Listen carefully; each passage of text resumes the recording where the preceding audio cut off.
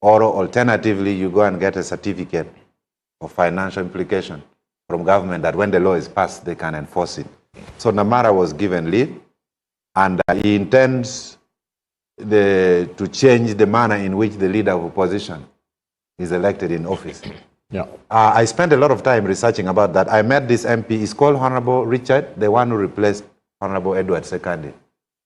Richard... Lumo. No, not Lumo. Sebamala? Sebamala. Lumo is the former one from Michiana. And I engaged him, and he raised very interesting arguments. Yeah. Because I was biased that how can NRM elect opposition? What kind of opposition is that? That is the ordinary and pedestral thinking, which is convenient to listen to. But the argument is, there are currently 78 members of opposition, of which I think 48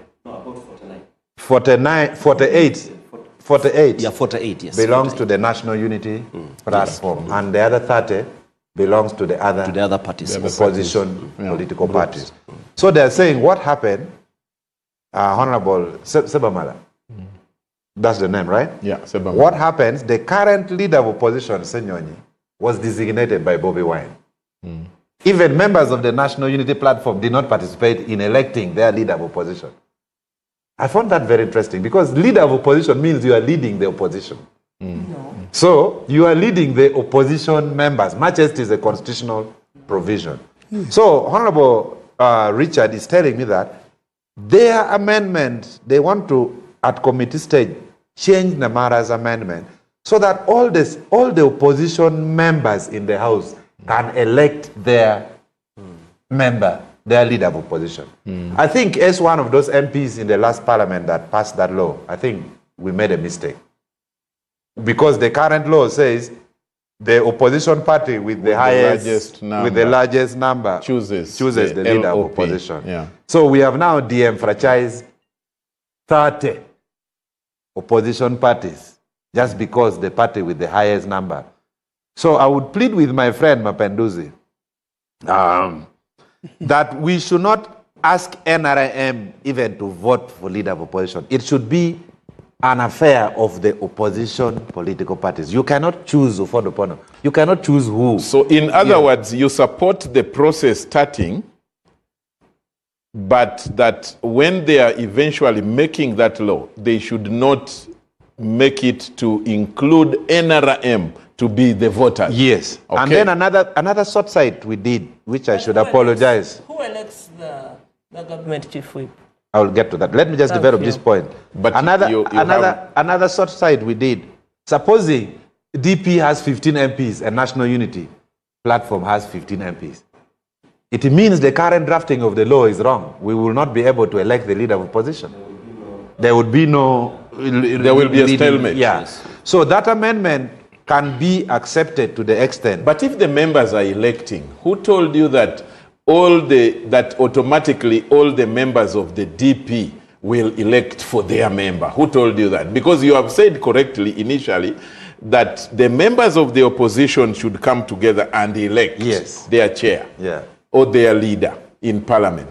Then when you subject it to a discussion where they are the entire number, it can go either way. Yeah, it can go either way. You know, when they... It can even, in fact, it can even go, it means that it can even go to a member of the opposition with the smallest number, as long as he or she is popular amongst the... You see, the challenge with the law, just in a second, which the Ofondopodos are bringing, they are even defining who an opposition member is. But where did you get that from? When the member is pretending that is still speculation. No, they are defining who a member of opposition is. Law.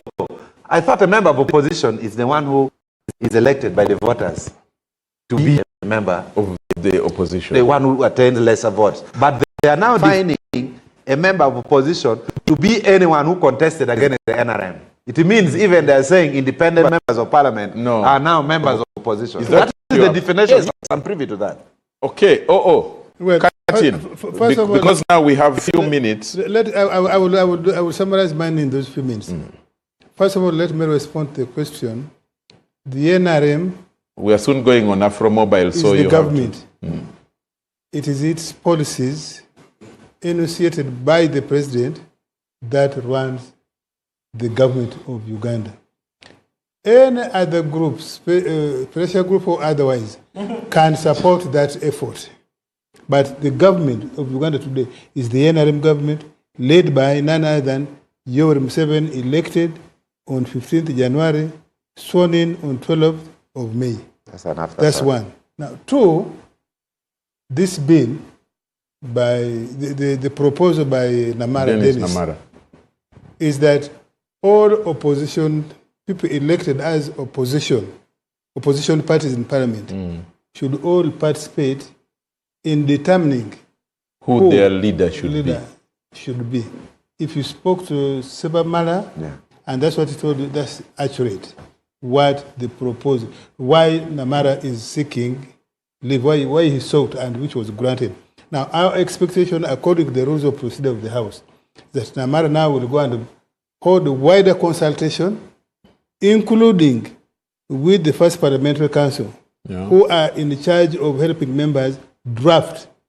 If that bill, that proposal, when it becomes law, will have a charge on the consolidated fund or not, he will have to look to obtain certificate financial implication, which he must attach to the bill when he's going to present it for the first